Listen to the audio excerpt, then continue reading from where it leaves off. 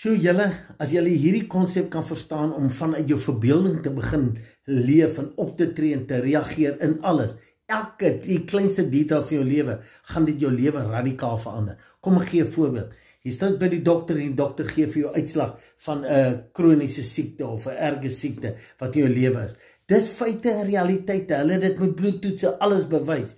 Maar nou het jy 'n keuse. Is dit wat jy wil hê? Is dit wat jy gaan aanvaar? Jy kan sê, ja, jy is reg, maar in my gedagte en my verbeelding het ek 'n ander prentjie. En nou moet ek, ten spyte van simptome, ten spyte van goed wat ek hoor en sien, moet ek kies, wat is dit wat ek graag wil hê? En ek moet so begin optree, ek moet so begin dink, so begin praat. Ek hoef dit nie uit 'n bassein in die wêreld nie, maar ek moet sê, dis die prentjie waarop ek is, en ek moet my brein flat met daai nuwe prentjie, daai ideale prentjie wat in my verbeelding is.